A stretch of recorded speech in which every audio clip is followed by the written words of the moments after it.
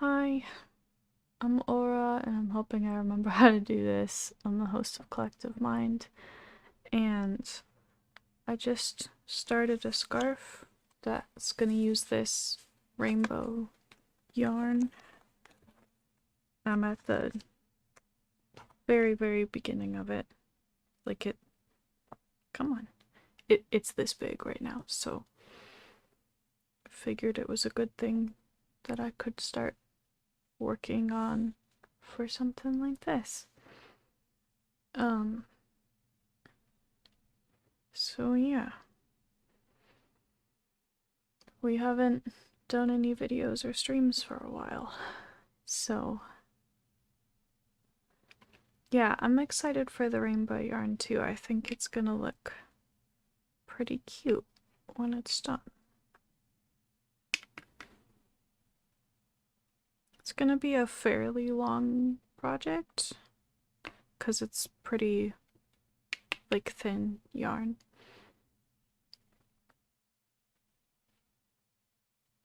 And because of the type of yarn it is, I think it's gonna look a lot better to use all of it for one thing, like a scarf, instead of using it for several different things, because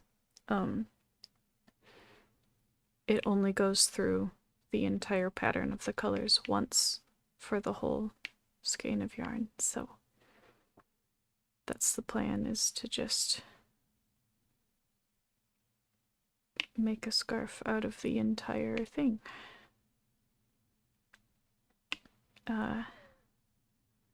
So yeah.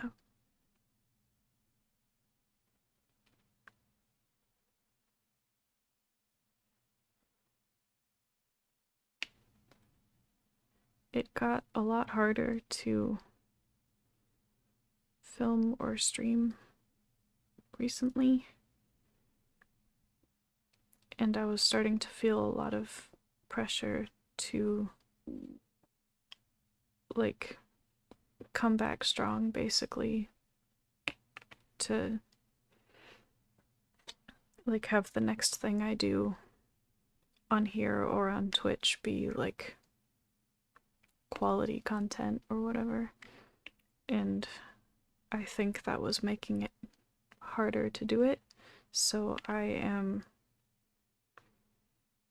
trying to make this lower pressure and kind of break the ice on that, so that hopefully that'll help to be able to come back to it without all that extra pressure I was putting on myself. You know?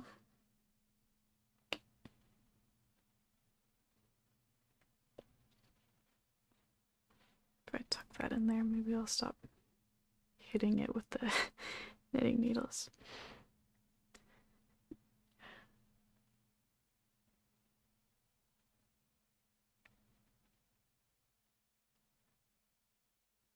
But yeah, we were dealing with, like, physical health stuff for a couple weeks. That seems like that's starting to calm down.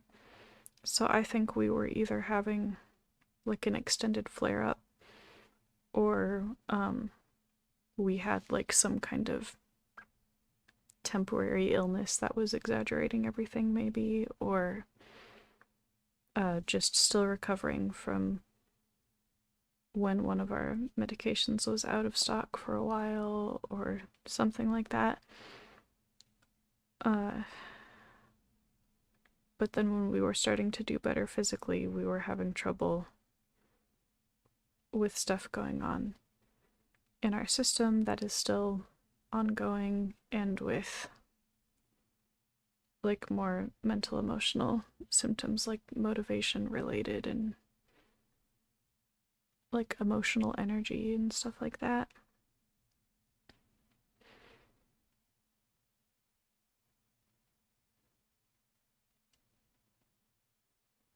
Oh, no worries, Kaching, if you need to focus on studying for finals. Obviously, that makes a lot of sense.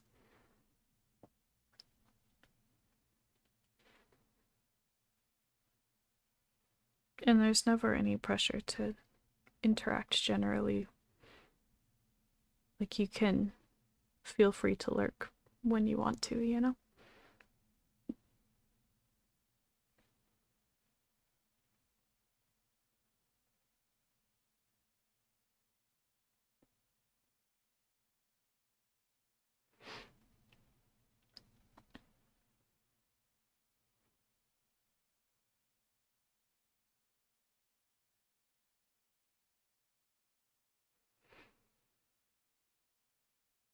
So yeah, I'm hoping that doing this stream will make it easier to start doing Twitch streams again and to start filming normal channel videos again, but we'll see. Even if I could just manage to do some live streams like this on here in the meantime, if I'm still having trouble with videos.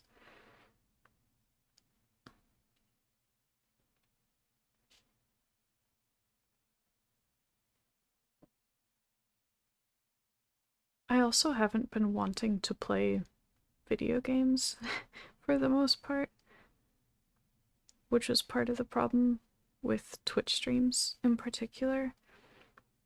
I lost a lot of that, like, motivation all at once.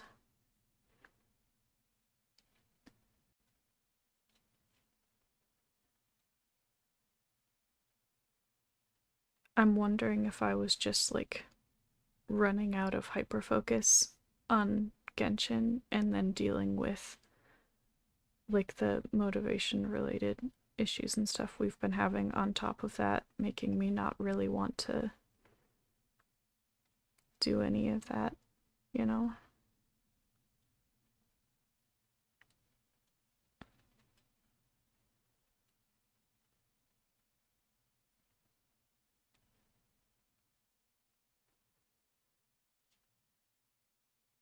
But I don't know why that, like, specific category of depressive symptoms seems so high right now for us.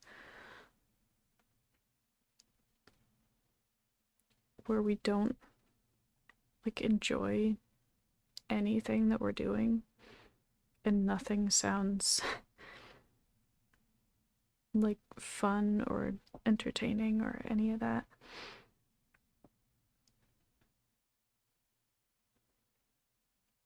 But it's been, like, pretty much across the board lately. And earlier today I tried to kind of brute force through it because I decided that if I wasn't gonna enjoy anything anyway and I physically felt kind of okay, then I was gonna do, like, productive stuff that I didn't really like, because if I was gonna be miserable anyway, I might as well be miserable and productive, you know? Which I think did help me to break through that somewhat.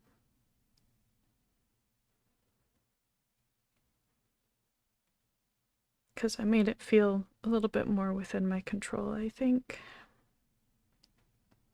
But also because it felt like the day wasn't a total waste.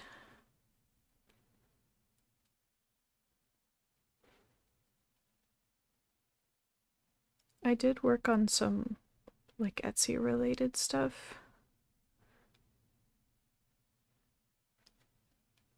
too. I had, like, a few days where I suddenly had a lot of motivation to do some, like, crocheting type stuff.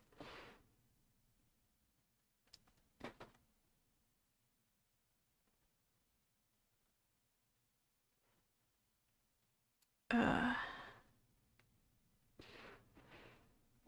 I have any of those close by? Yeah, I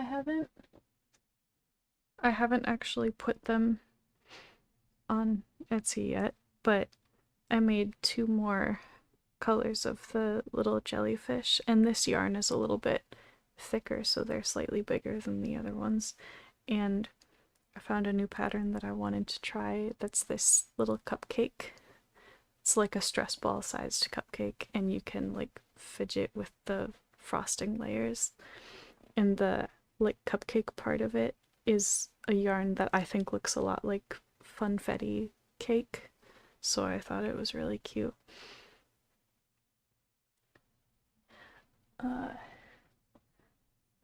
So I did work on that, and then I made some like headband type things that I don't know if I want to try to reach right now.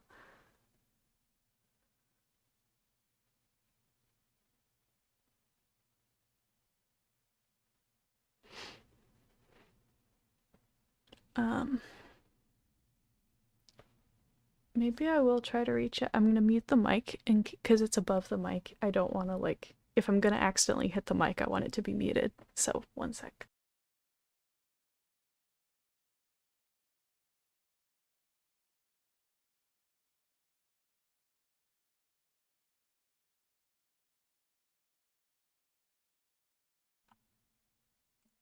I didn't mean to pause it, but it apparently did both. So these, I had a few headbands that I had made already, but I didn't really like the way that I made them. They weren't exactly how I wanted them to be. So I'll show you the ones that I remade for myself first. So there's this simple one, this cute purple one, and I made it with a specific pattern that has a little bit of natural stretch to it, which I like. This cute one that our littles like a lot, same thing. This one is wider and has like a twist in it that I really like. And this one is even wider, that's more of like an ear warmer size. And they all have that built-in stretch to the pattern that I like. So now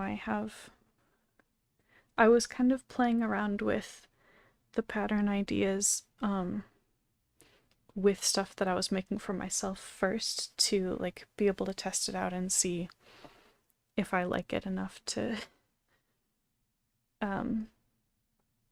actually like put them on Etsy, and I think I do. So I think I'll do those like 3 different sizes. I might wear this one. So it's like this thin headband size, and then the wider twist headband, and then the even wider twist like ear warmer thing. So yeah, I'm gonna mute again for a second to put the thing back up.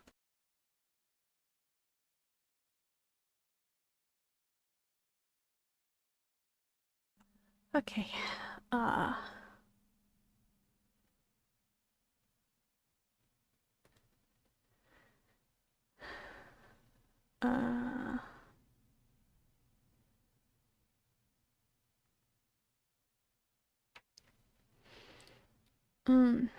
hi Chanel, I'm doing okay. I'm glad I'm managing to stream. If anyone's wondering what this is, by the way, because we usually have it in our pocket instead of around our neck, but it's a like call button thing that we have that connects to a receiver in Primal Pack's office, so we can press the button if we need their help. So if you ever see this random strap that we're wearing, that's what that is. Today's been kind of decent physically and is starting to turn around mentally, emotionally. So it's getting decent.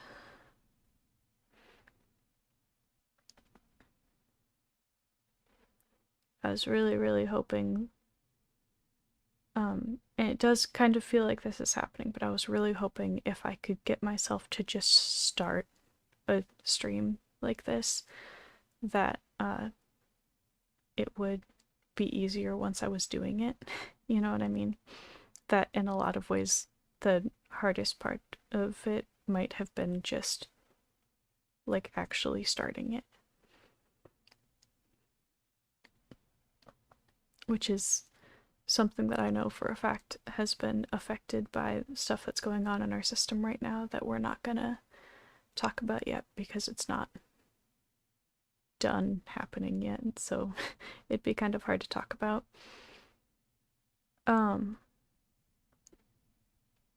But I know that one of the things that's being affected by that is like the ability and motivation to start tasks, particularly ones that we get like nervous about. So if I have like anxiety about um like if I am good enough at streaming or filming or whatever, that gets compounded a lot if I'm trying to like start doing it right now. And then I get really overwhelmed and start thinking that like I probably don't like feel good enough right now to stream well, and I'm gonna look like I'm not doing very well and be too low energy and not be entertaining and whatever else. And then I freak myself out about it, and then I crash really hard because I used so much energy panicking about it, you know?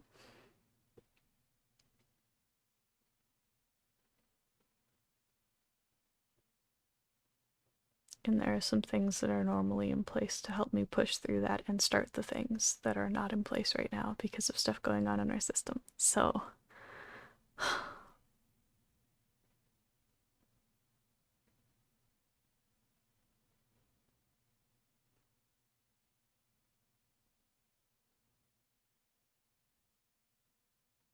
and it's a hard balance sometimes because there obviously need to be times where we let ourselves, like, where we acknowledge that we're too disabled that day to do something like filming or streaming. But that can also, if that happens enough in a row, it starts to feel like a bigger deal than normal to stream or film something, because I'm, instead of it being a normal video or stream, it's coming back from like a break, you know? And then the longer, like, that starts to kind of become self-fulfilling because then I'm putting more and more pressure on it over time, and it's like I'm freaking myself out about it. And then the longer that goes, the bigger deal it feels. So there's a point where I almost have to just push to do it, even if I do it badly, just to get through that part, you know? It's about to change to the light bluish green color. I guess it's light blue. The next one is green, I think. But it'll take longer to get to the green. There was just a little bit of white at the beginning.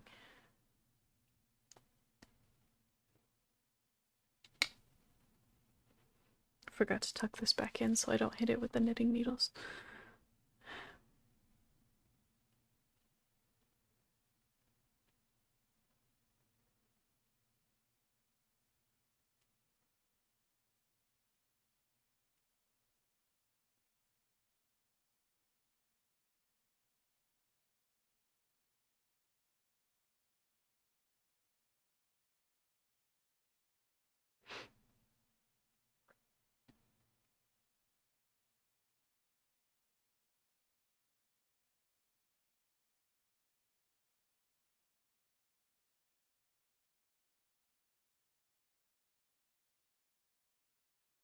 Um, does anybody have any questions for us?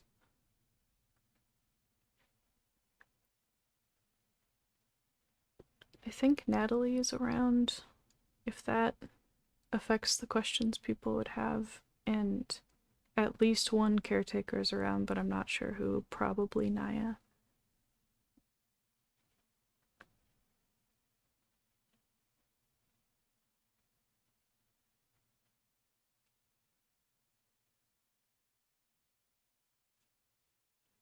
Naya's my best guess.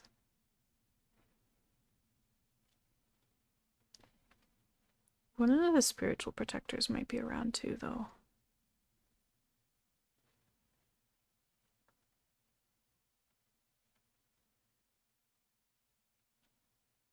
Might be Nissa.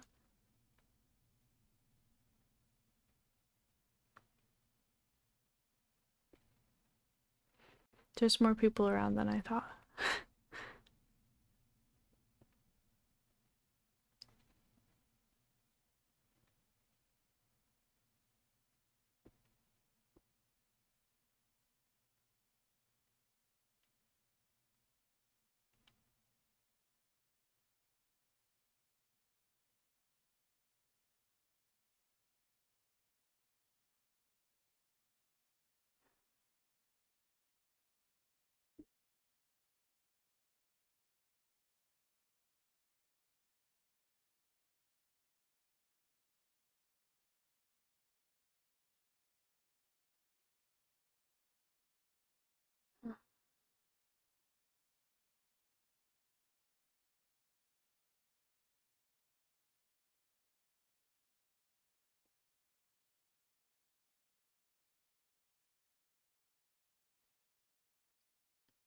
Natalie is one of the co-hosts.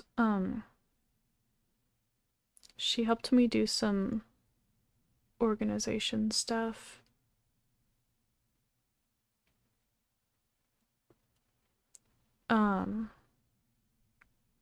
Like she helped organize some paperwork earlier. We were either blurry or she switched for part of that. I'm not totally sure.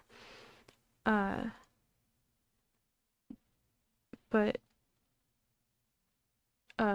she likes doing a lot of organization things like that, paperwork stuff, and she helps with some cleaning stuff sometimes too.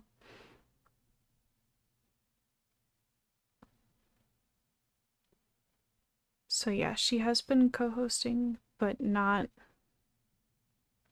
like a lot necessarily. She's still getting used to the limits from our physical disability. So I think as she gets more used to that, she might front more regularly. But Natalie and Liz both tend to get close and blurry with me when we're trying to do housework type stuff.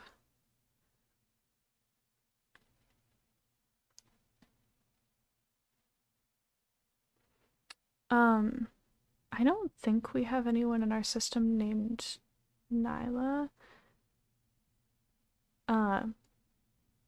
Could you, like, if you know anything else other than the name about the person you're asking about, could you, like, name some of that to see if I can help to figure out who you're trying to ask about?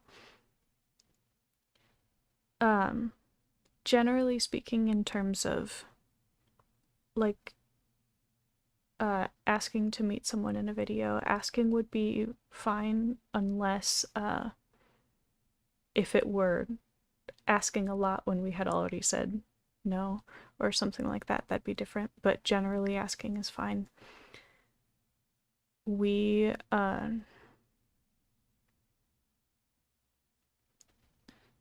don't pressure anyone in our system to do meet the alters if they don't want to. But there are also some who want to but don't want to yet. Like they want to like kind of watch how people react to some other things first. For instance, like there were some people in our system who wanted to see reactions to other specific alters, meet the alters videos first. And there are some who, like, the timing just hasn't worked out yet because we have a lot of alters who don't front very often. We have a pretty big system and not a whole lot of regular fronters. So there are some who just spend so much of their time inside generally that they haven't had a good opportunity yet. And also we have a lot of people who tend to only front when they're like triggered, and so it wouldn't be a time that they would want to be on camera, or when we're like struggling in other ways, that type of thing.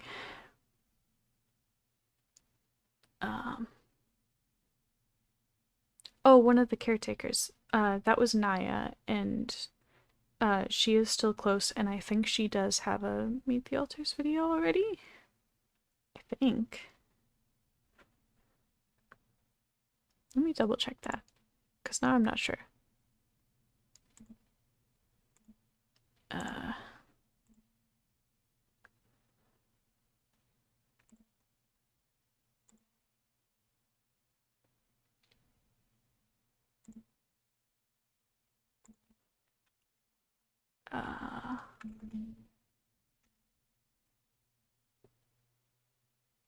Yes, Naya does have a Meet the Alters video already. Her name is Naia, if you want to search for it.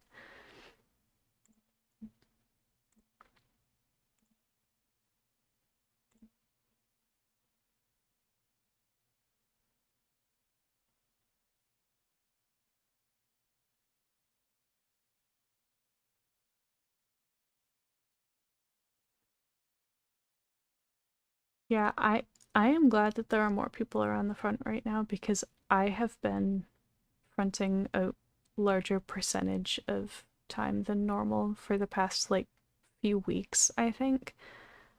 I think at first because we were struggling a lot physically, and I usually end up fronting for most of that time without as many people around because I'm gonna be stuck co-conscious either way. So I think the general idea is I have to feel whatever's going on with the body either way, and other alters don't. They can go inside. So, hey Ellie. Uh,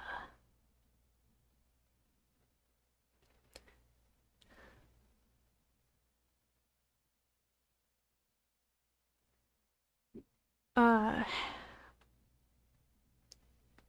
things are starting to feel like they're turning around. Is the summary, Ellie? We were struggling mostly physically at first with either like some kind of bug on top of our normal chronic stuff or like well and or a flare up with our normal chronic stuff, and then we've had some more mental emotional stuff going on like since then with a little bit of overlap between the two. We have stuff going on in our system that we're not uh, talking about yet because it's ongoing, and that's like disrupting some of this stuff that's normally in place to help us function, basically, and um, affecting like communication and stuff in our system right now. And our depressive symptoms have seemed higher lately, especially like mental emotional energy and like motivation and enjoyment of things that we normally like. So that's been making doing stuff like this harder, but also especially doing like Twitch streams a lot harder because on top of it feeling uh like harder to stream and stuff anyway, we also haven't like wanted to play games, you know? So it sounds hard to stream and then also like a chore to play the game at the same time, which sucks, you know? I'm hoping that's going to turn around soon, and maybe even just opening the game and trying to play it for a little bit would help. I don't know. I'm also wondering if we were hyperfixating somewhat on Genshin and if that kind of wore off and took some of that motivation with it, with bad timing when we were already having higher depressive symptoms, but I don't know.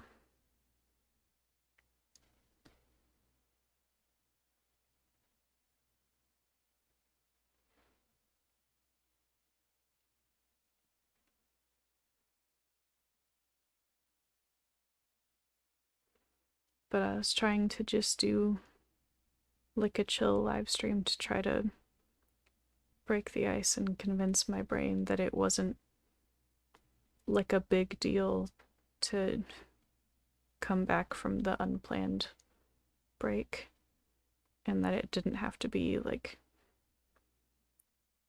absolute peak quality content that we're capable of in order to be worth streaming or posting something, you know?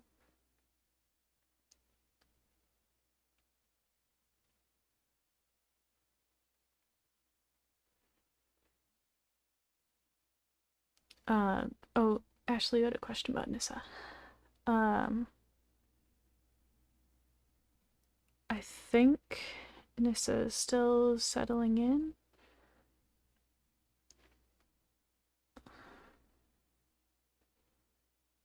It's hard to give updates on people right now because our system communication has been quite a bit lower than normal for a few weeks. So uh,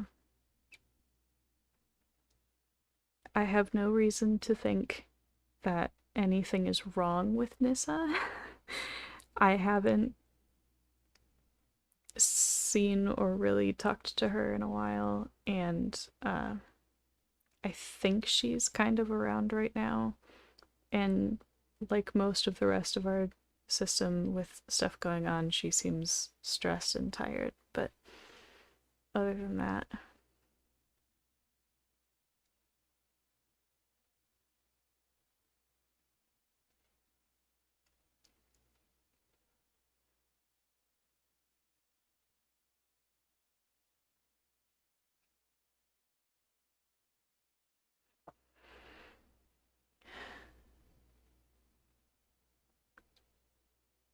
especially because Nissa's doing some caretaking too, and that's one of the areas where we tend to be short-staffed compared to the number of littles we have who need caretaking. And that's also one of the areas that gets stretched even thinner when we're dealing with communication issues.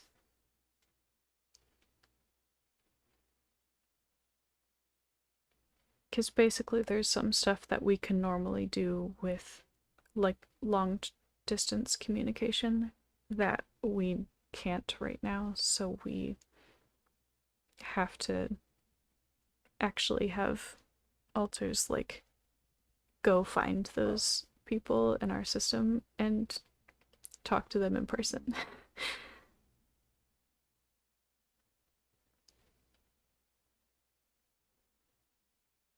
Because we have like there are like a few different groups of littles who hang out together a lot, like in the main area of our inner world or within subsystems. And there are caretakers who normally spend like vast majority of their time in those areas with those littles, and some of those caretakers are uh, still doing that but taking turns checking up on other littles who um, either are like stressed out being around other people or just more comfortable by themselves or have certain other places that they feel more comfortable for whatever reason. Yeah, out of ratio, exactly.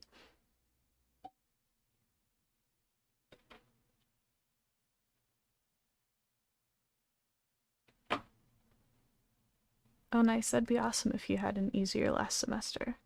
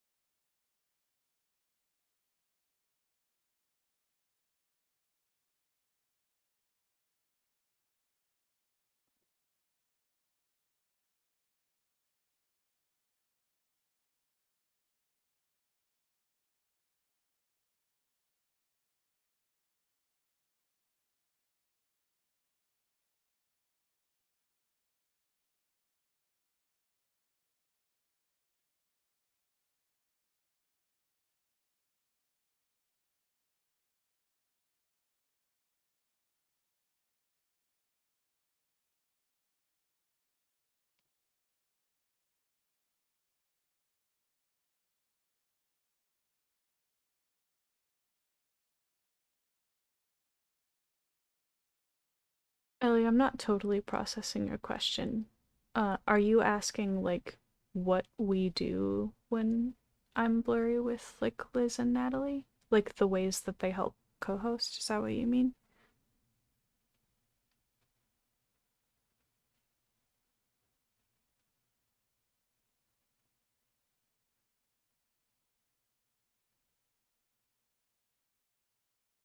Or was it something else about that?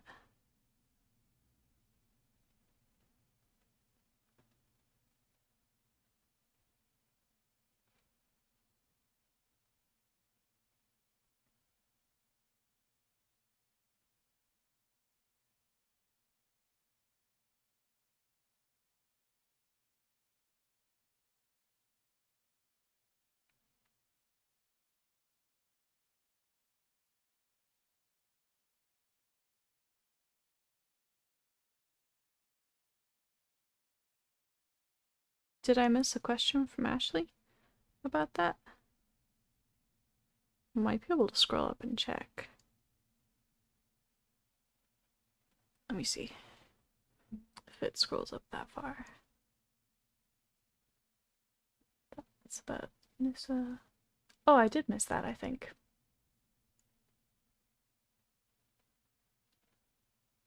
Oh, that's a good question. The question was if it's easier to do stuff when I'm blurry with Liz and Natalie, or if it would be harder because of like dissociating.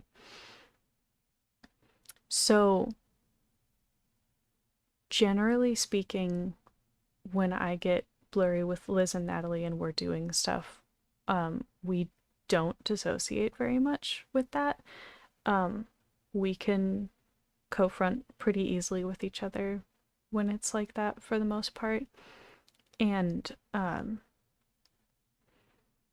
it makes it easier in particular because Liz likes cleaning and is less bothered by some of the like sensory and like OCD related issues that we have with that a lot of the time. And Natalie is very good at doing things like efficiently. She likes organizing stuff and has an easier time making decisions about things a lot of the time than I do. We have decision paralysis a lot about things, and it's one of the things Natalie is pretty good at is making decisions. So we can also help each other to like pay closer attention to like when we need to stop or take a break physically, especially when we're doing cleaning that's remotely physically intensive, like dishes, for instance.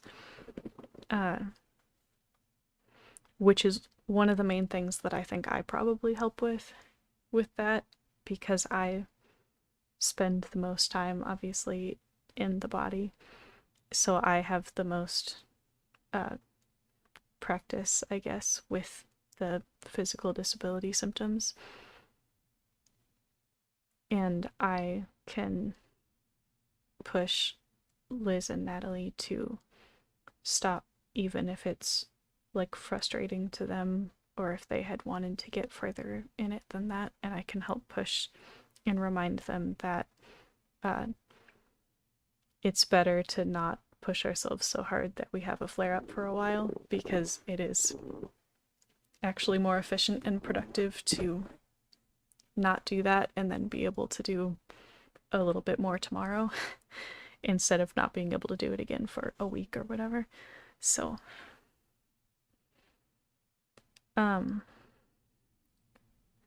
I think it's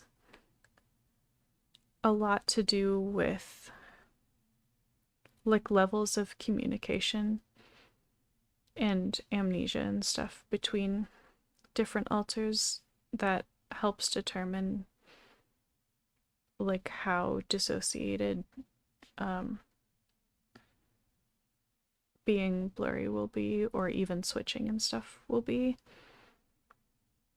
But also I think there's context stuff, like whether it was triggered or things like that, that can affect even things where like it normally wouldn't be that disco, but because of some other factor, like triggers, usually it's more disco than it would have been. That type of thing.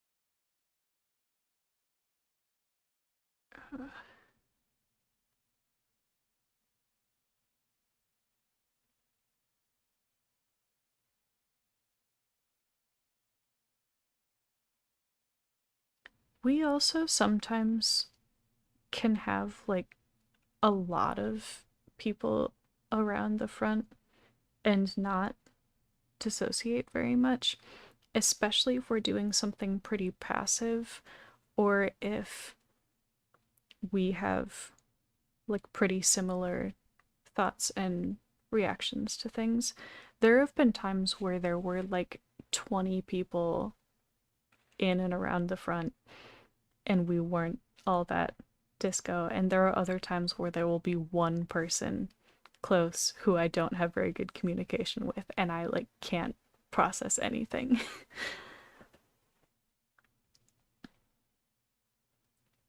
But yeah, that can also be affected by like other factors outside of uh, switching or co-consciousness or anything like that, because dissociation is a symptom on its own, even when it's not tied to other alters being around or switching.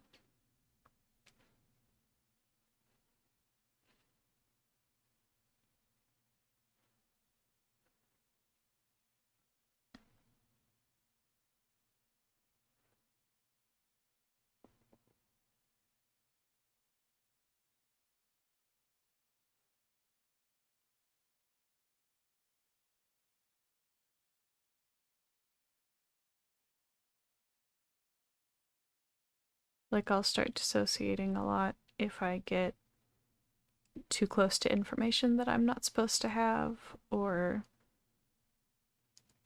um, if I'm triggered in certain ways that make me dissociate or derealize or whatever, or if there's other like stressful things going on that my brain isn't handling well, and so it decides to force a break like that. And there are definitely times where I don't know why I'm dissociating, but I am. And that could be something that I didn't realize externally that triggered that, or I don't realize somebody's close who I don't know, and that's making us dissociate or whatever.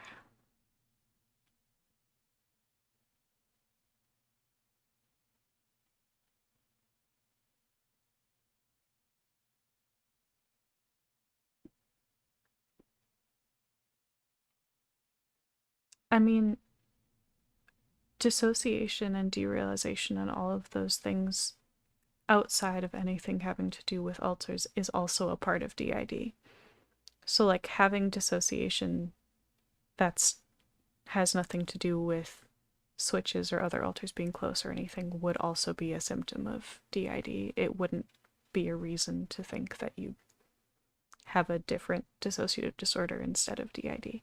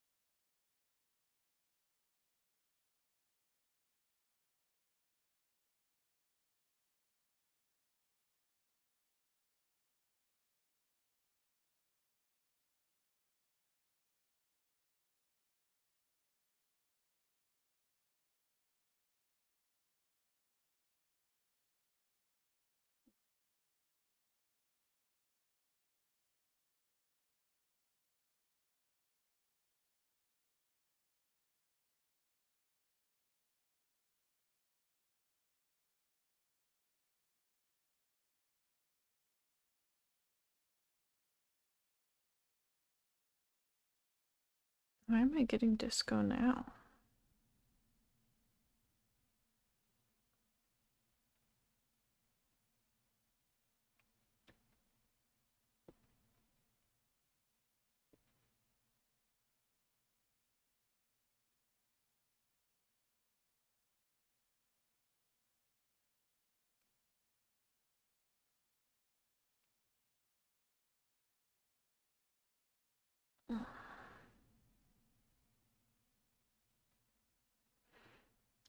Here's how far I am on the scarf now. You can see I finished the white section obviously earlier, and I've started the blue a little bit.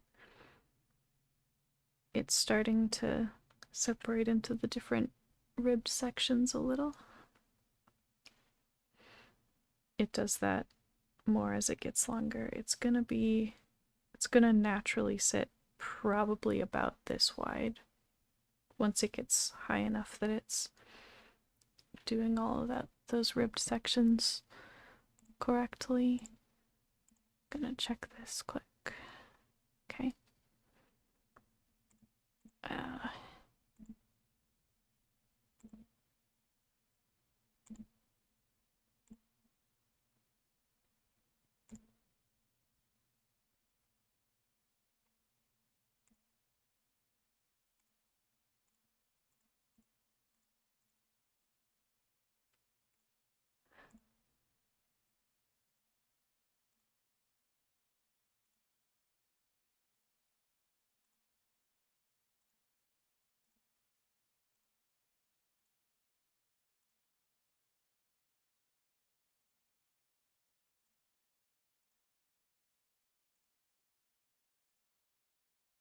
Okay.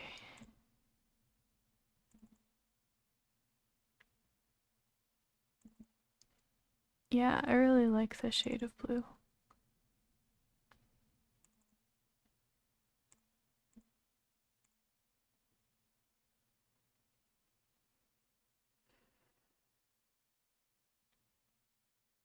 Yeah, maybe just because I'm talking and thinking about dissociation. I don't know.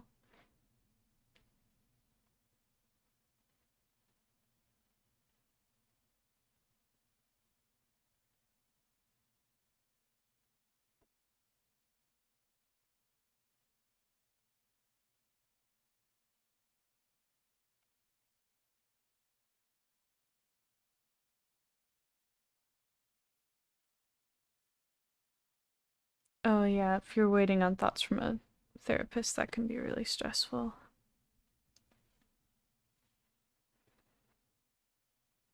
Hmm. It's fine. I might, uh, just to be on the safe side, what's the thing? It's this button. Put that up. Uh, all of you here probably know that already, but just to be safe. Uh,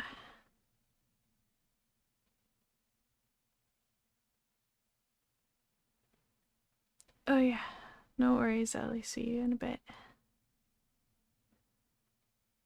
Um,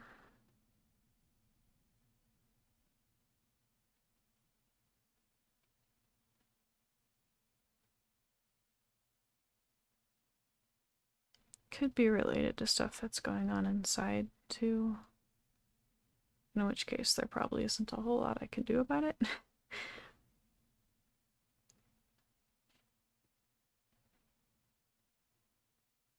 Because there's a fun thing that happens a lot if there are things going on inside near the front that I'm not supposed to know about for whatever reason. It's almost like being able to just barely hear a muffled conversation from the other side of a door or something, but you can't make out any specific words or anything like that. And it's just like distracting.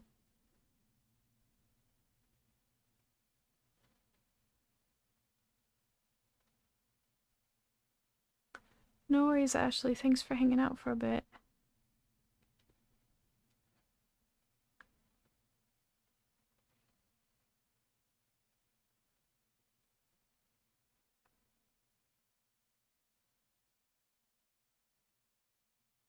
Um,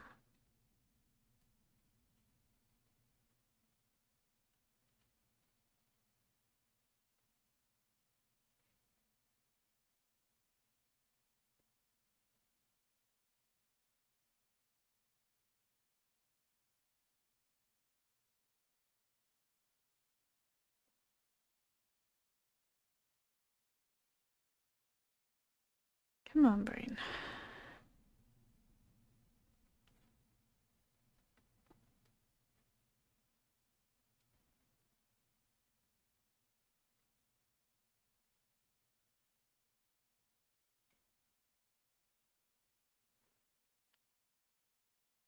Huh.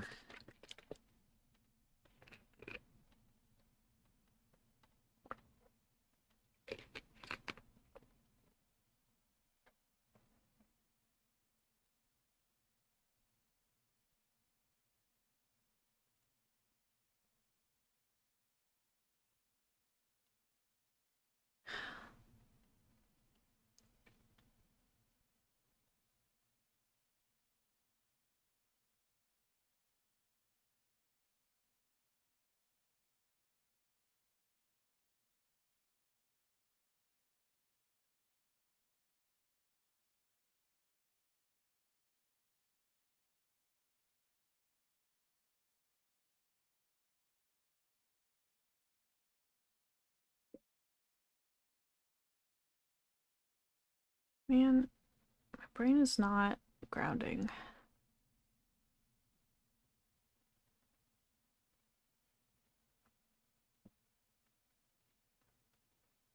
Is it the music I'm listening to, maybe?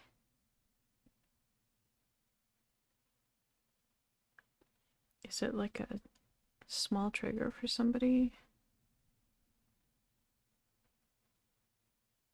Not really, I don't think.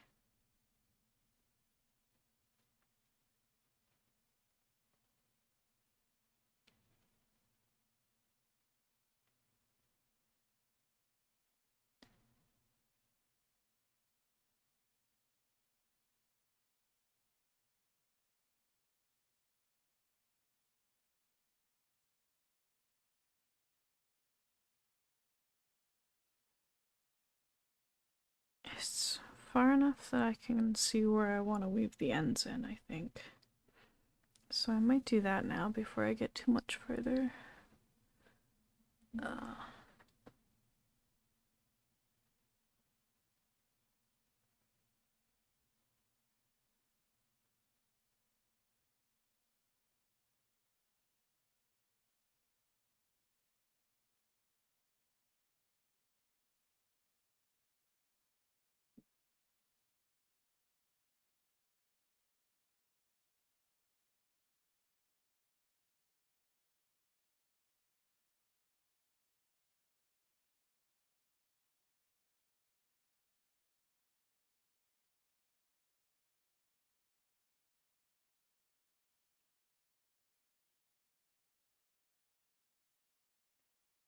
Somebody else around who I don't realize.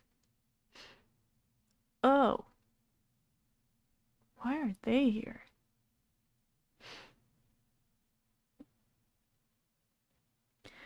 Okay. Well, now I know what's going on inside. Fine.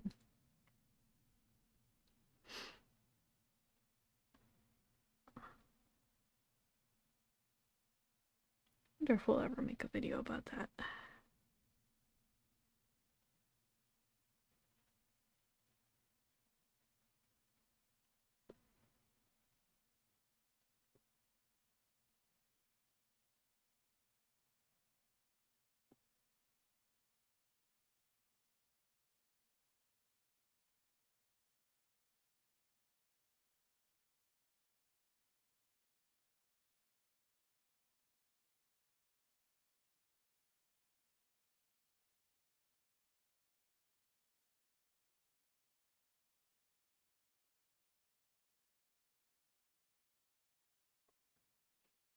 Alright.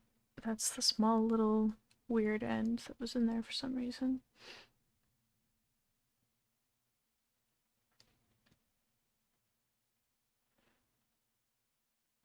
Yeah, it was weird. The second I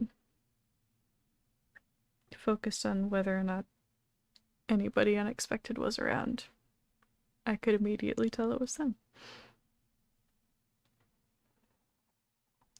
'Cause I have fairly decent communication with them. I am deliberately not saying who it is. In case anybody was wondering if they missed it, that was intentional. But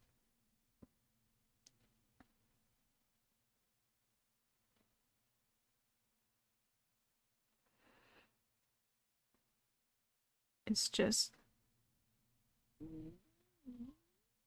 Interesting that they would be around right now.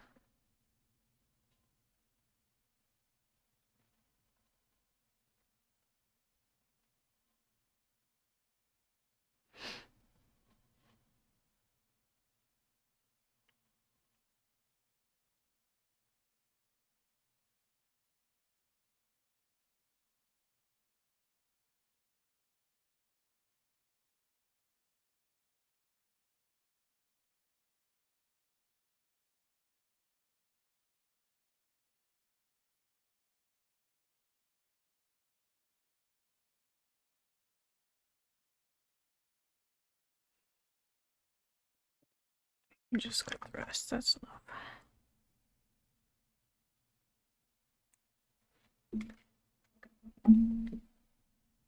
Add it to my little pile. Put that back up here. Cool. Now there's no ends hanging off of it, which is nice. I can take that back off, I think.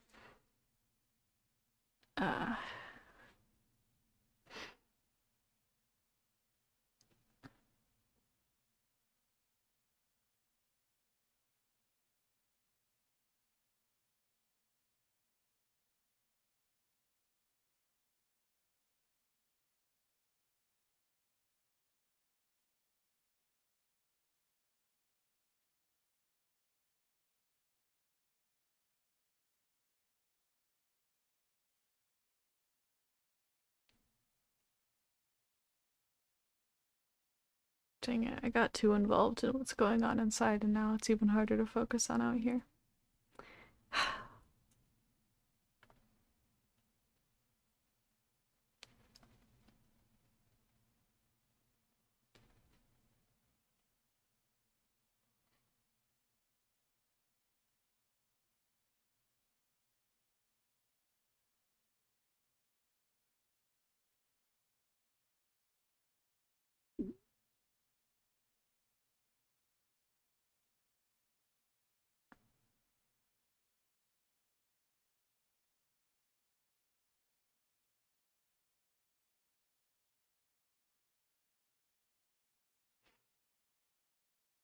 Yeah, it's a sick day stream because we've been having higher depressive symptoms lately for some reason. So I don't feel very high energy or super motivated to do things. So it felt like a good idea to call it a sick day stream to feel like it was less pressure on myself for it to be like high quality content, basically. Today's been pretty decent physically though, which is nice.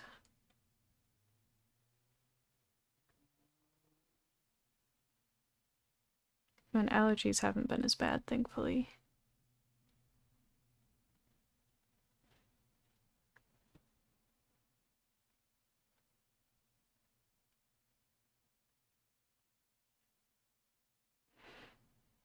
My next little milestone, I think, before the next color change is this was the amount that I had to pull out of the middle of the skein to find the end originally.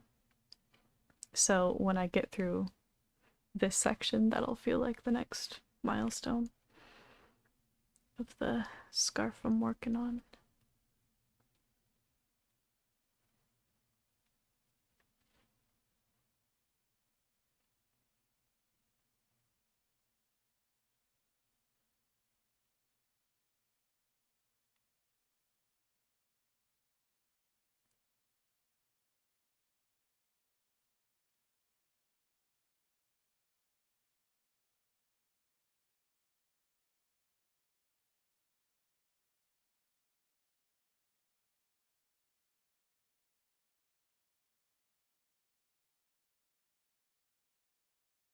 There's like a whole dramatic thing going on inside right now, and I want to know what started it.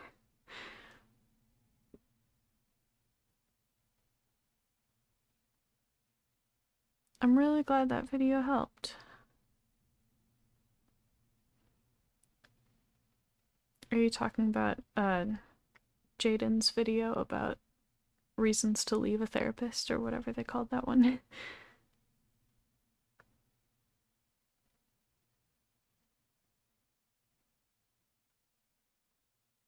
Because that's one of their many specialties.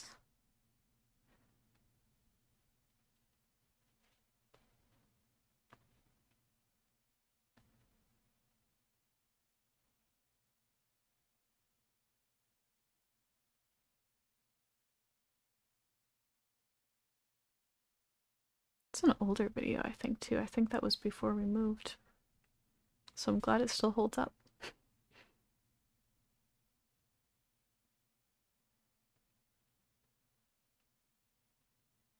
Welcome back, Ellie.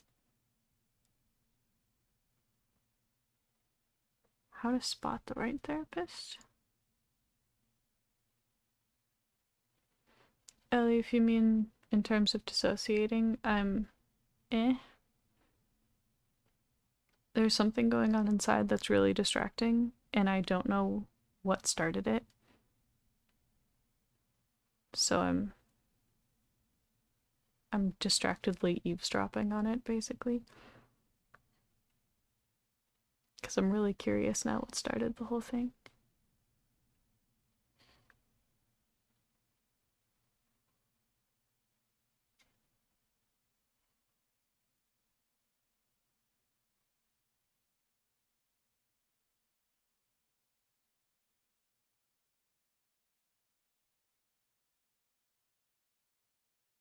I'm really glad the trauma videos are helpful too.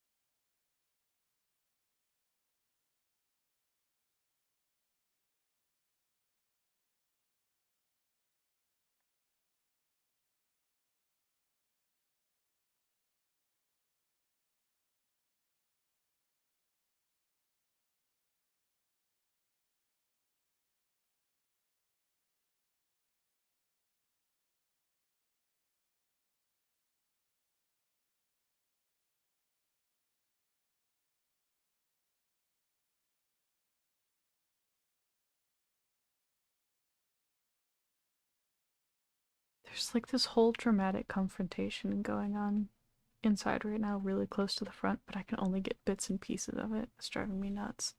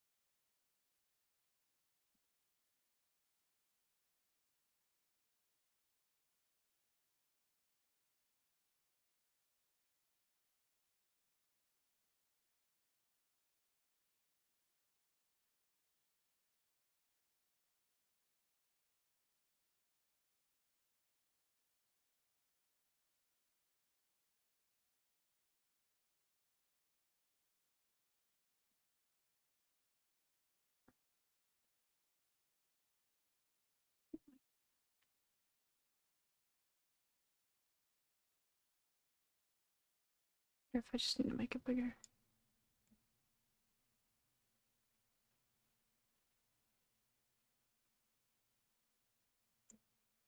Well, guess that helps a little.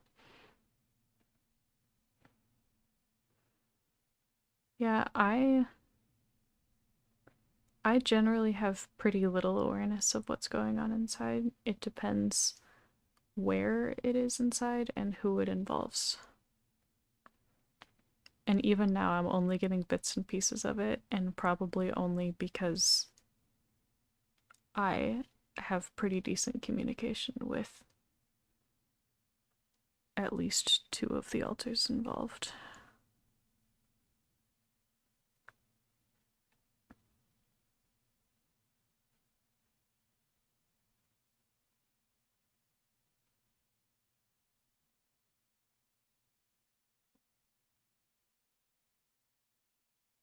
Oh, and it's getting the attention of someone in my subsystem too, who probably has better awareness of it than I do.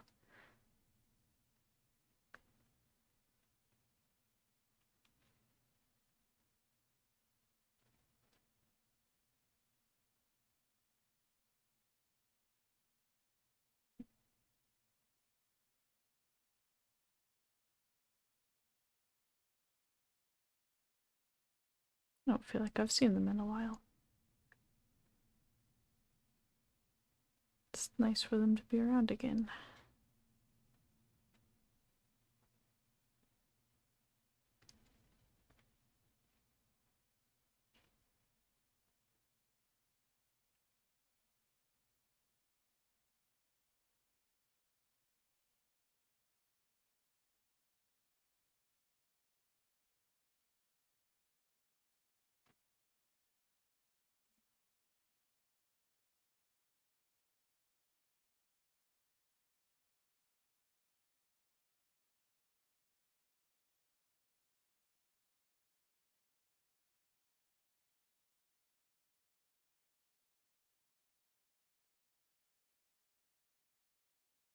Yeah, the type of awareness I have varies a lot. Um, there are actually pretty few situations where I can get like fully formed thoughts in words directly from altars. Otherwise, like the next highest before that is like ideas, kind of, but I have to put the words to it.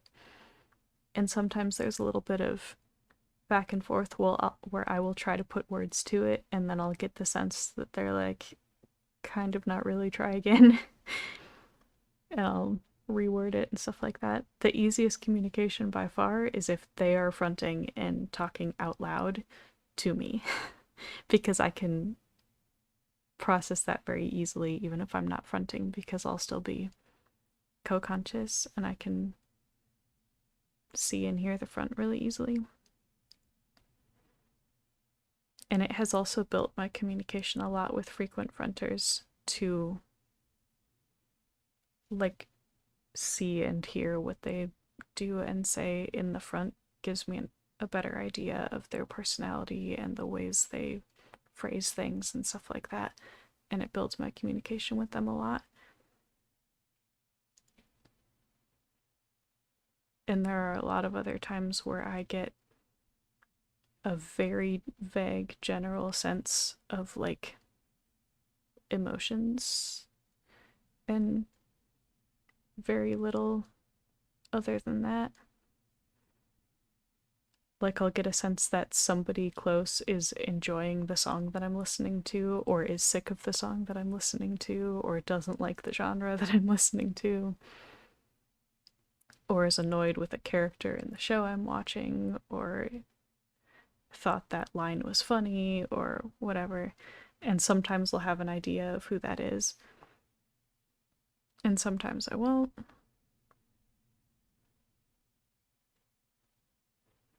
But there's a lot that I have basically no awareness of ever. Unless they front, you know?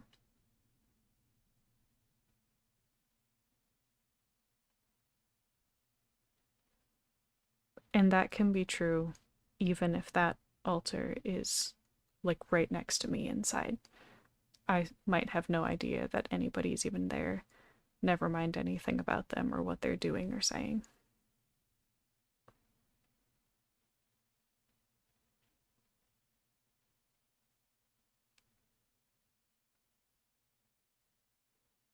Read that.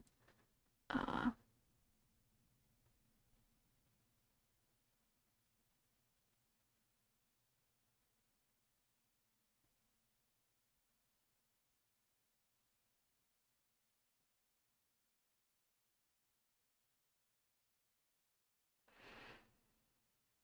yeah, that could be part of it, Ellie.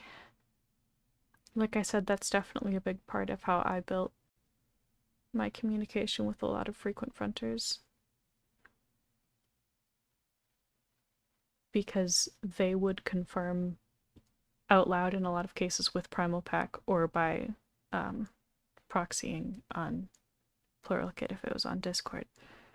Or like we were trying to track switches on Pluralkit for a while, but we have since given up on that. Might try it again at some point, I'm not sure, but either way, they would communicate very explicitly that they were specifically the one fronting, and then I would get to watch what they do and say and start filling in the picture of who they are and what they like and dislike and all those things, which would make it progressively easier and easier to tell specifically that it was them if they were close, and I could get more detailed information from them even if they didn't switch.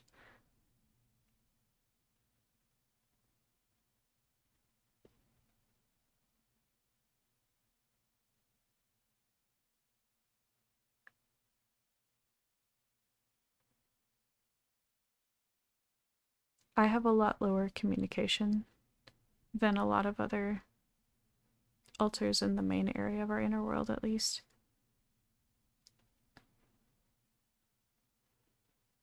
And a lot of them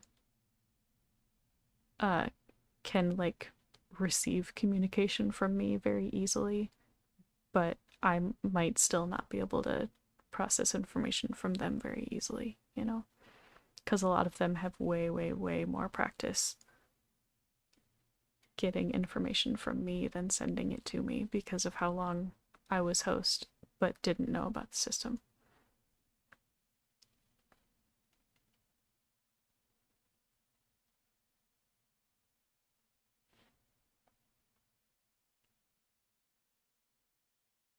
I didn't start from zero technically because even before I knew about the system, I did some communicating with some of those altars, just thinking that it was like me talking to myself or whatever, and then I technically did some of that work in therapy too, trying to process like different aspects of my experience, basically. And I was unknowingly building communication with some frequent fronters.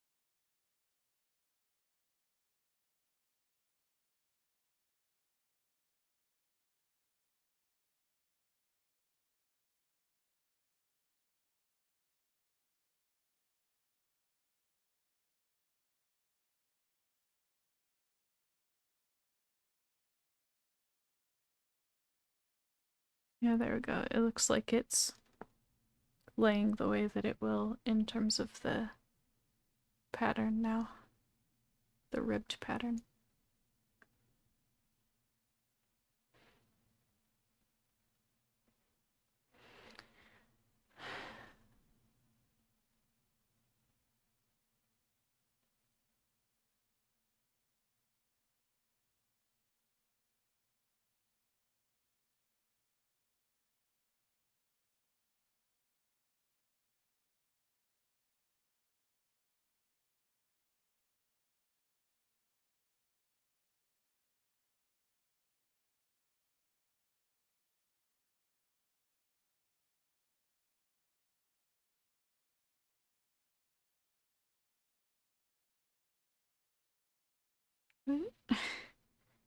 uh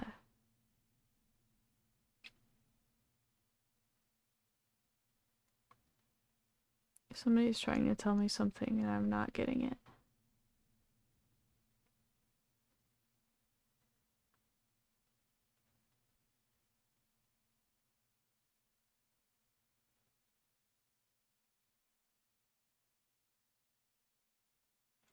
Oh, change the song.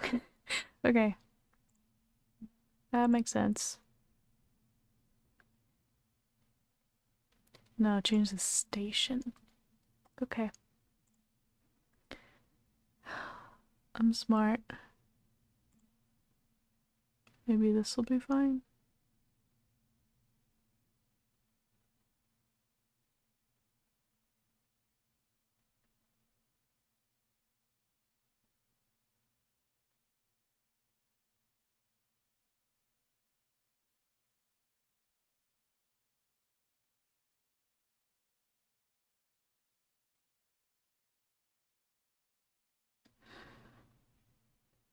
My favorite scent for grounding is probably peppermint. But we also like vanilla and like citrusy scents a lot.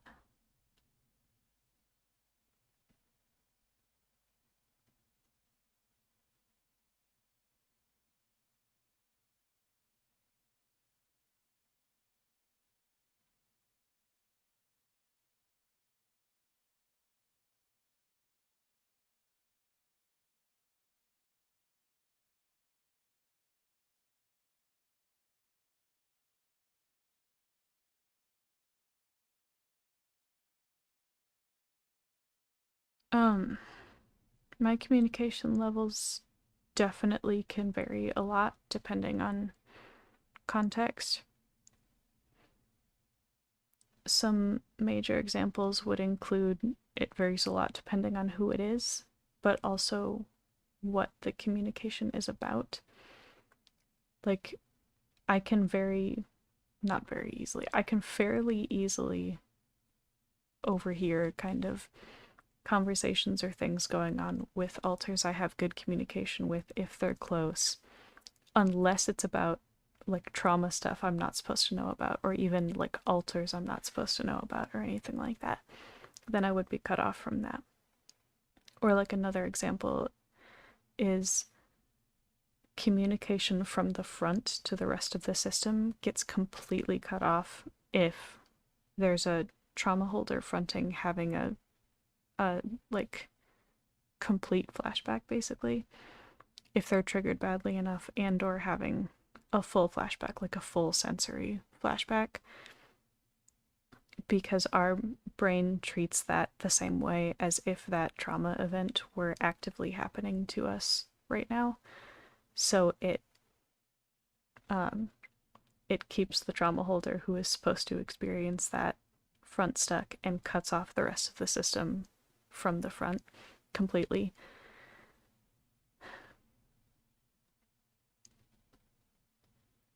But it can also vary a lot.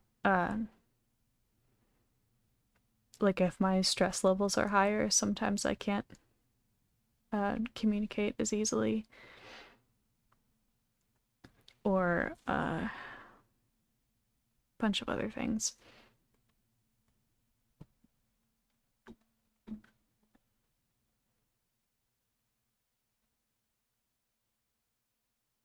There's something else I was going to say, but I can't remember.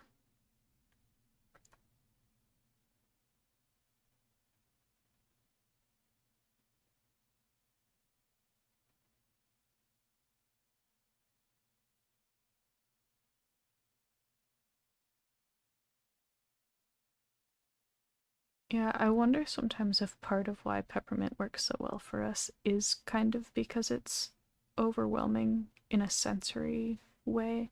Not like in a sensory overload way, but it very thoroughly gets our attention, you know? But it has a lot of positive associations for us. So it's very effective at getting our attention and like pulling us to the present.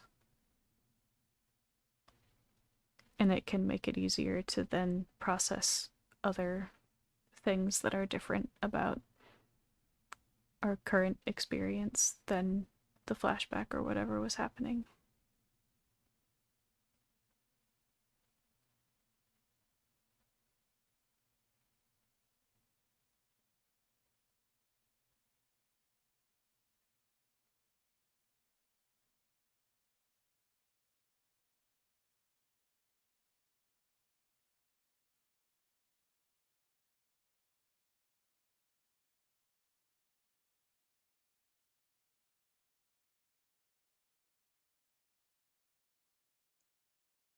I mean, that's a really common trauma symptom, Ellie. Could be a partial flashback or a different alter having a flashback that's like emotionally bleeding to you or whoever's fronting.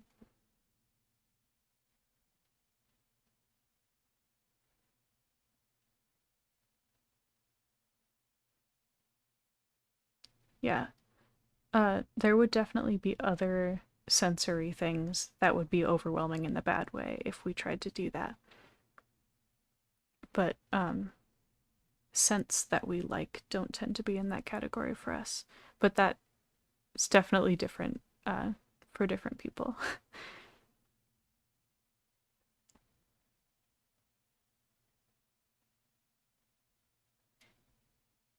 Mostly just wanting to clarify that I'm not trying to invalidate or discredit your experience.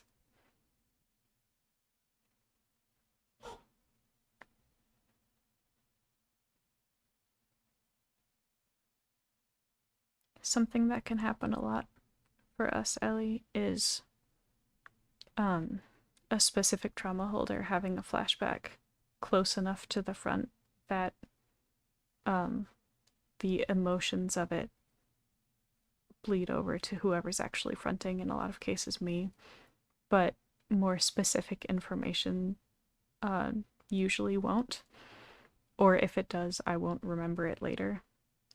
This will happen with nightmares sometimes too. But and it can be hard sometimes to differentiate those from panic attacks because it can feel pretty similar if I'm just suddenly getting really panicked or overwhelmed with dread or whatever, and I don't know why. But communication is starting to help with that sometimes, where I'll find out that a specific trauma holder I know or a trauma holder I don't know or whatever is close and having a flashback, and that's why I'm suddenly feeling so scared.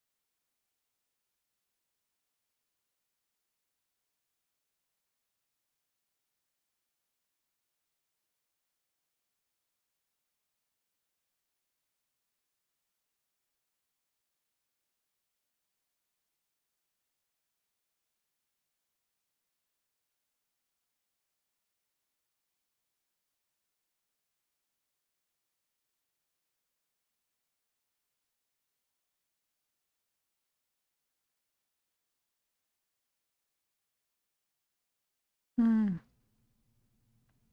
Uh-oh.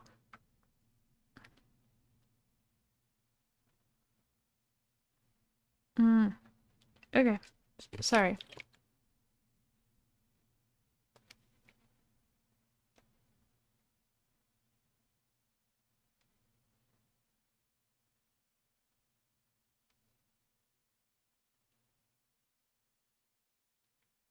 Ellie, I'm not really processing your question about uh names and feelings and descriptions of altars.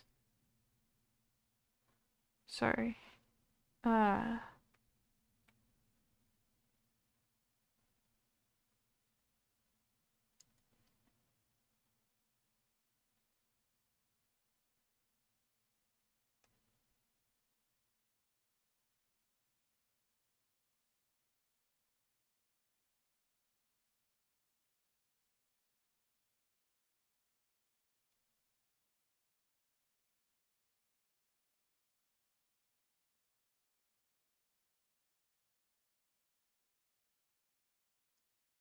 somebody who's close who is already dealing with a situation that's been going on inside is triggered now.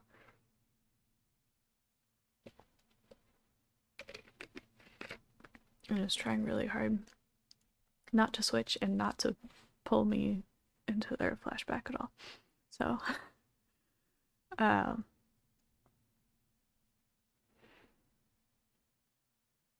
grounding stuff.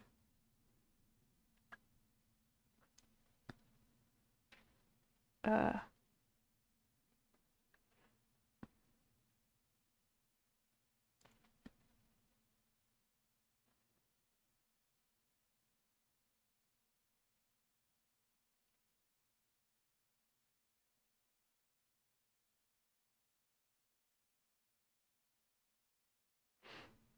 um,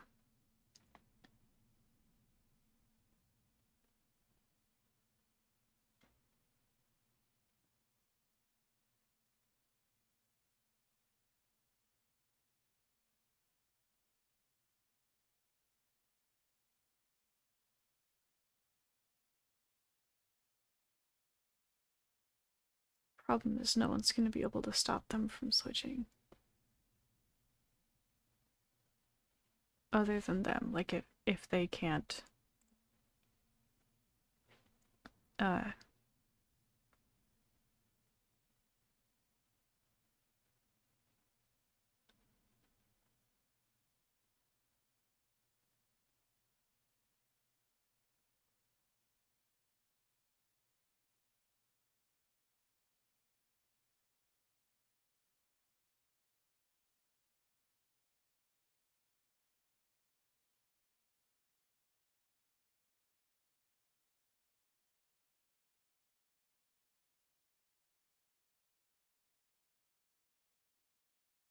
um,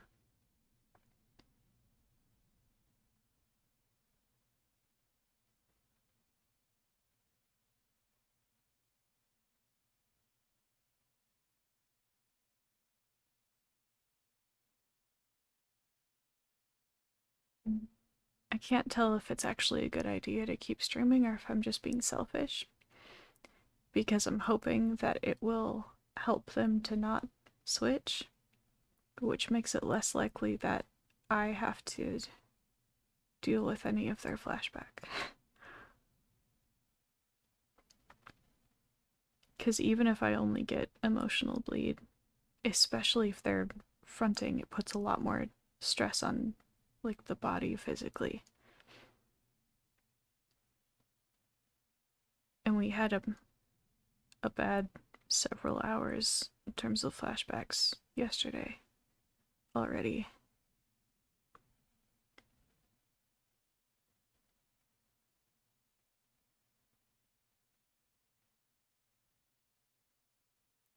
And like if this stops them from switching, that would be really nice. But if it's not enough to stop them from switching, that would be really stressful and like uncomfortable, and I don't know if they would be able to stop the stream. So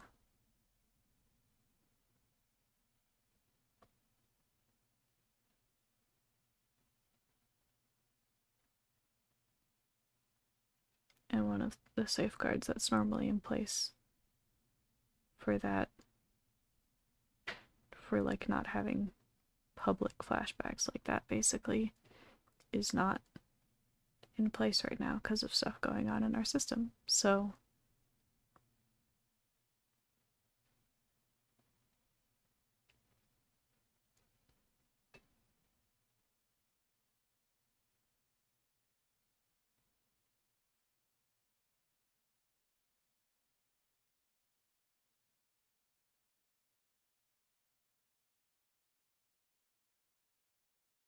I don't remember how that quest worked, Ellie, because that was a while ago.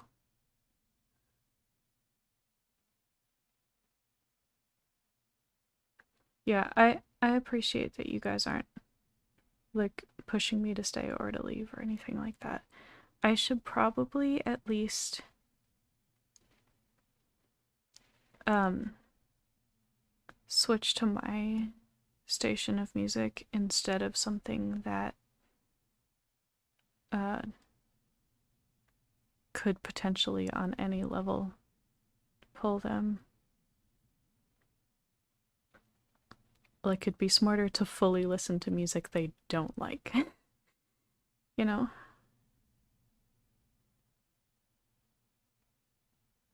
As soon as this song is over.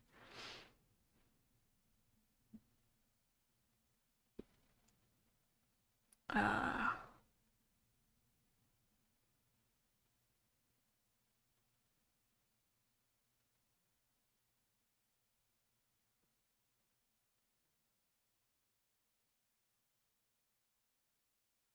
mm.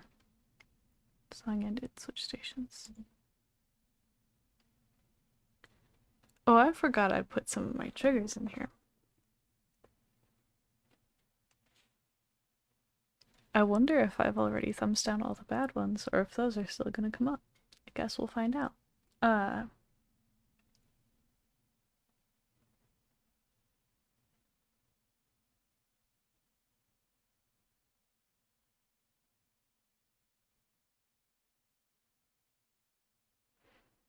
Electro would also be good against Cryo.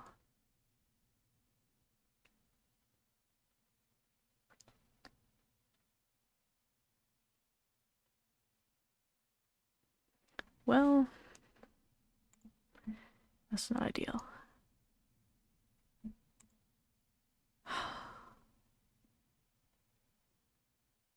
The music I switched to had an unexpected interaction with the way that they're triggered.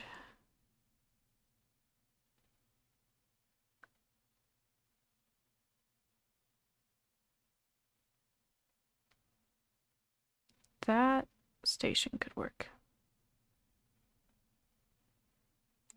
Maybe that's safer. Why is this not?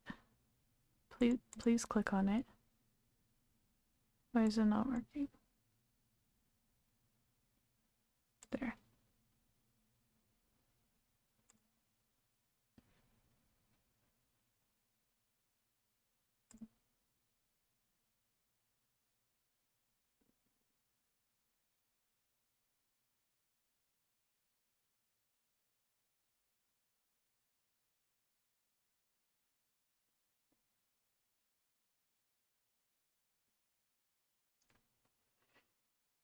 Yeah, we have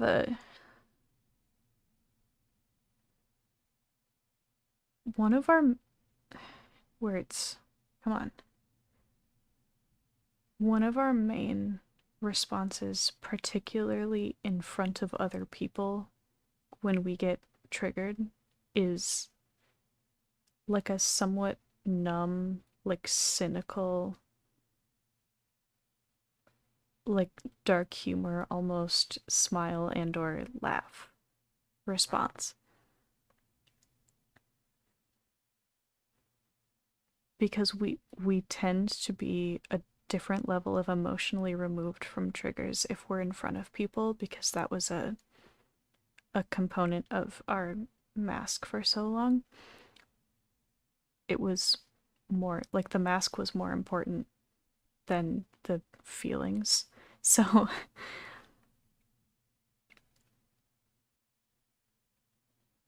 that's come up in in some of the reaction videos and stuff we've done too, especially the DID and the media ones, because those tend to have some triggering content in them. A lot of our like um, body language and facial expressions and reactions and stuff in those moments is like on the side of like cynicism and dark humor and stuff.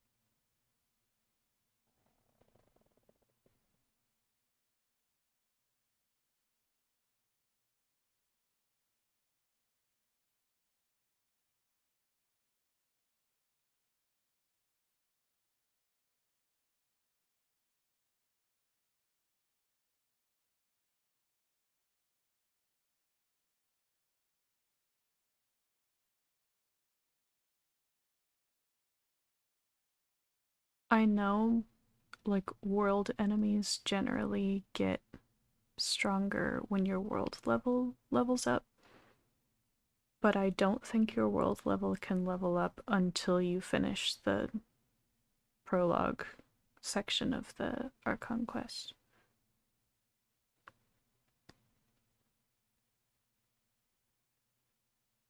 And I don't think stuff gets harder otherwise. But I could be wrong about that.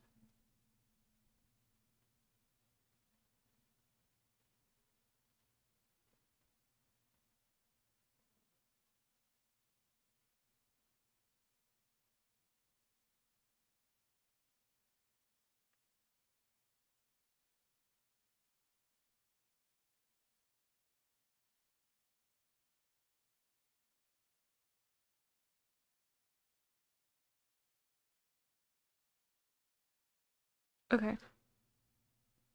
I feel a little bit more confident about staying streaming now because I got input from somebody else who was pretty sure under these circumstances that they would be able to um, maybe block that trauma holder from switching at all, but more confidently forcefully switch with them if they needed to, uh, especially because that trauma holder is not trying to switch, which makes a big difference, and because there is technically a competing trigger to keep our mask intact because we're quote unquote in public, and because there's also gatekeepers who were already around because of the thing that was already going on inside. So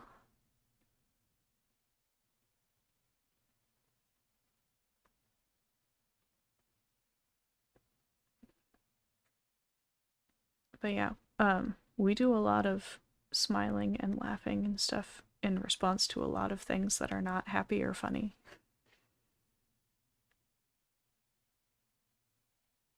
And I can see the difference at least. Like if I watch back those clips or if I'm looking at myself like I am right now, I think the smile and the laugh look really different than if we're happy.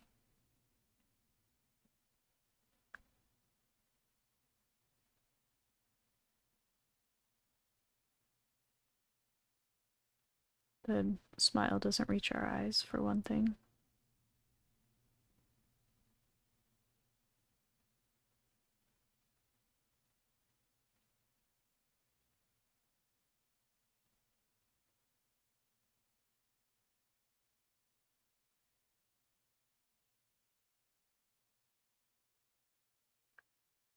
I feel like it's probably a pretty common trauma response thing.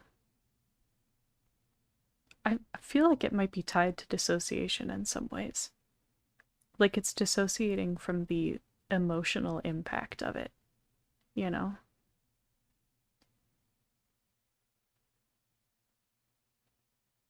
Yeah, one of the safeguards that could have externally been in place but isn't right now is if Primal Pack were in chat, like you said, Ellie, because that can help a lot. Because if somebody switches who uh, starts having a flashback or doesn't want to be fronting or whatever, they can come help us pause or end the stream.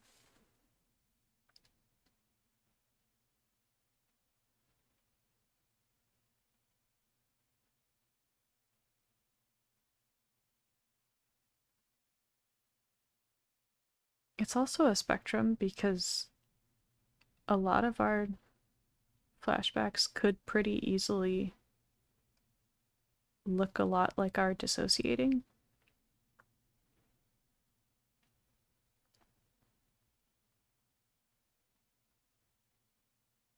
Just depends.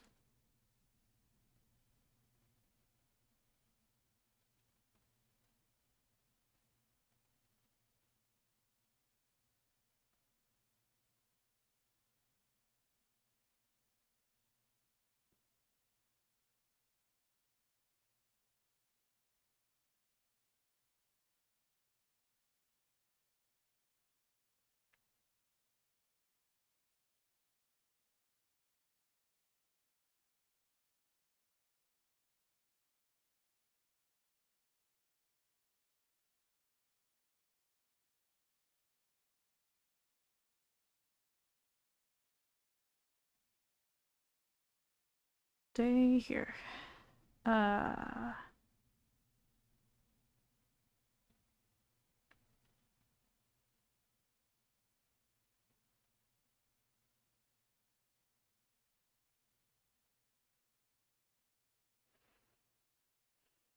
Yeah, finals are definitely really stressful. I'm glad we are done with those, at least for the foreseeable future. I'm not totally ruling out ever going back to school, but for the foreseeable future, it's not remotely feasible for us.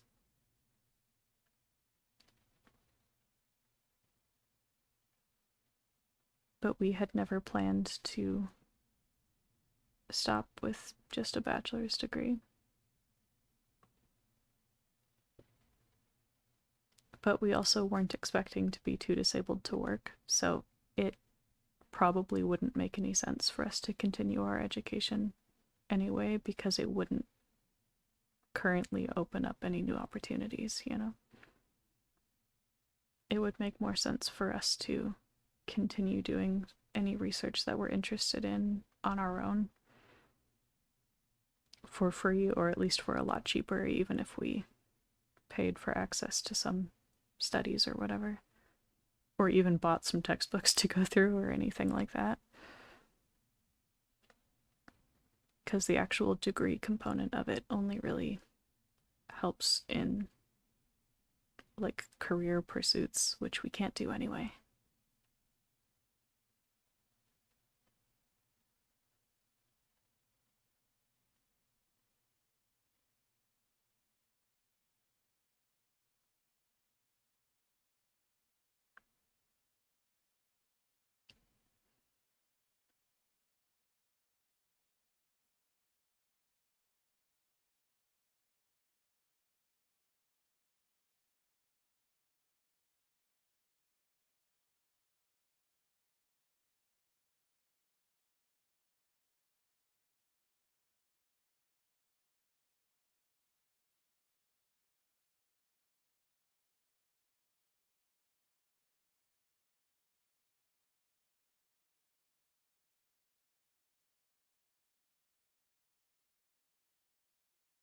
Um,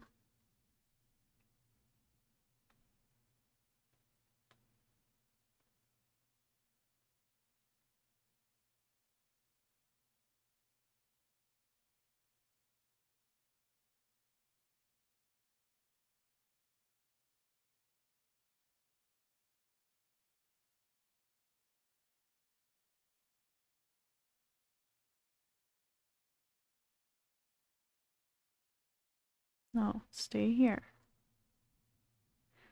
Uh,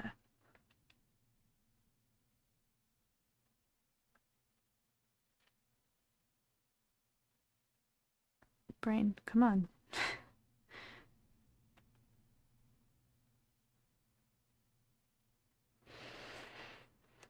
Let's check on my Drago turkeys. That'll keep my attention a bit.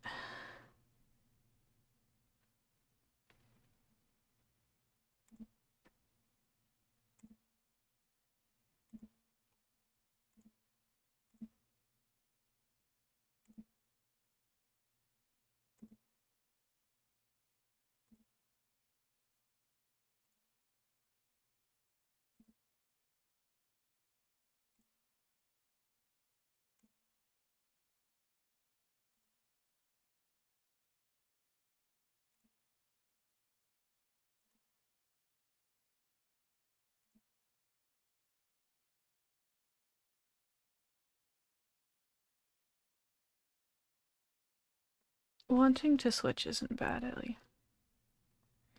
There are a lot of times where I want to switch if I like need a break and or don't feel qualified for whatever I'm trying to do, whatever situation is happening.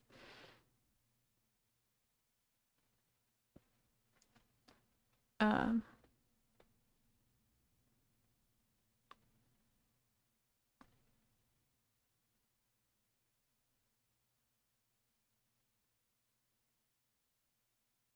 it's not bad to want to be fronting or to want to not be fronting.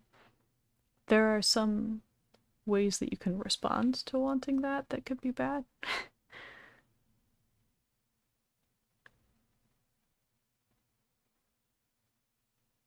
Like if I badly negatively triggered people in our system without consent whenever I didn't feel like fronting, that would not be good.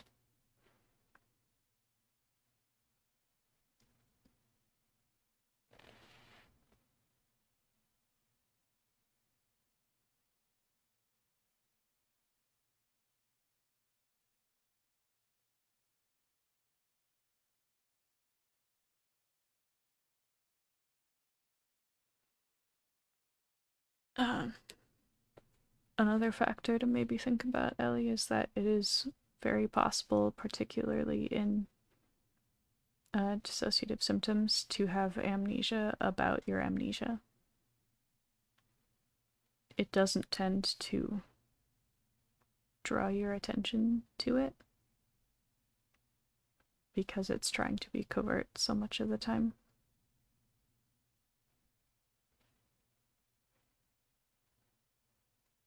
And even sometimes stuff that seems pretty obvious in hindsight. Something I like to compare it to is the mechanism in dreams that keeps you from noticing things that don't make sense in the dream. And then once you wake up, it's like, wait a second, that didn't make any sense. But while you're dreaming, you don't notice those things because your brain is drawing your attention away from details that don't make sense, you know?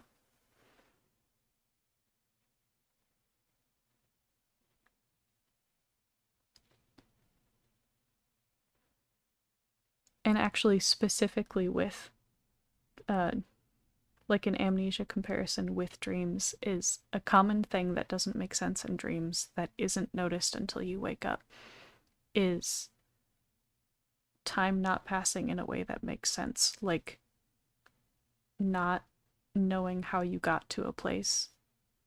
Like the dream just starts in the middle of something that's already happening and you don't notice that you don't remember getting to that place. And then the dream is suddenly somewhere else and you don't notice that you don't remember going from point A to point B. That exact same thing can happen with dissociative amnesia.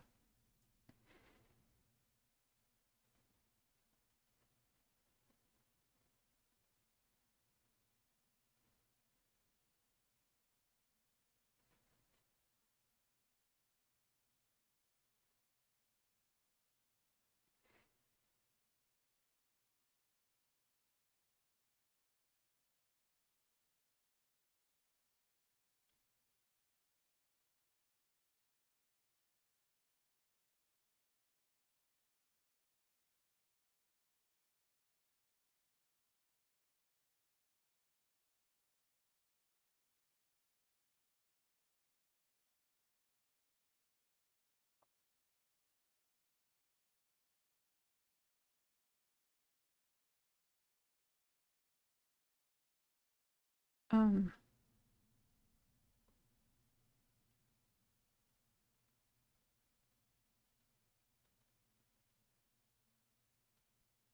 I don't know if I'm still processing enough, and I just realized we've actually been streaming for 2 hours, so I might actually wrap this up at this point. But thanks for hanging out and helping me hopefully break through that, like break the ice about making content again, and hopefully it'll help us to make more soon. And also thanks as always for your patience with us when we have been absent. um, yeah, we'll try to do more stuff soon, even if it's just another thing like this. Or a chill gaming stream or whatever. Um,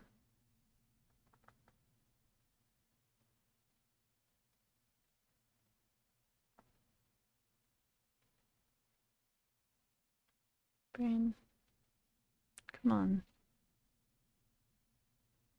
I'm gonna do the end screen thing.